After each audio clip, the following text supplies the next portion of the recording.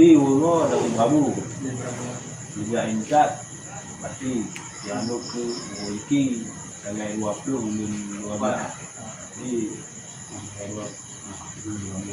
jadi sandi gon cikmu yang kebetulan yang berangkat ulit gawe lama ke dua kilah waktu Jadi banyak kata-kata pada kamu bakal menjawab itu ya ulo Muslimin yang ciknya dulu hanya yun mau pilih Tuhan ya tunggu mungkin ini yang aku apa ya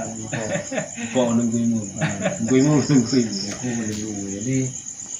yang itu tadi di pekan malamnya di Melaka akan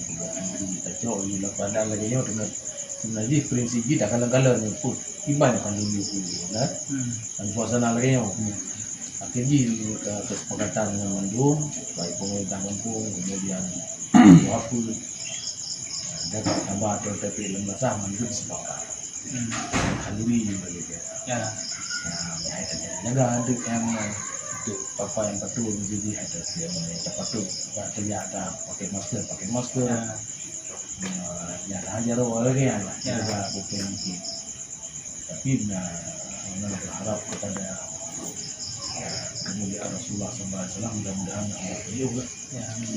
dari segala bahaya kemudian jika sepakat kemudian tanggal 20 bulan Purwahan dan malamnya pun langsung nak kesepakatan masalah tim dike jadi jauh dari sekali kampung misalnya lagi cuma kali pahit cuma kali kok kalau udah menjumpo tim jumpo mau oleh karena orangnya madu mutu karena itu satu ini dikiro sih orangnya dikiro artinya mungkin ini kamu oke bantu pertama orangnya namanya sepakat dan sama dengan itu kedua yang ini kamu bisa tuh ya ke tinggal lagi sedang bantuan untuk timur lupa kamu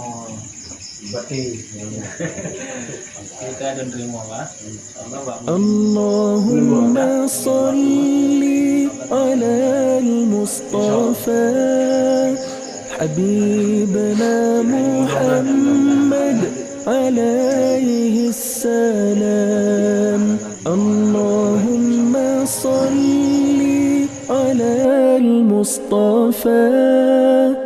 Habibna Muhammad alaihi salam Allahumma salli ala al-Mustafa Habibna Muhammad alaihi salam Allahumma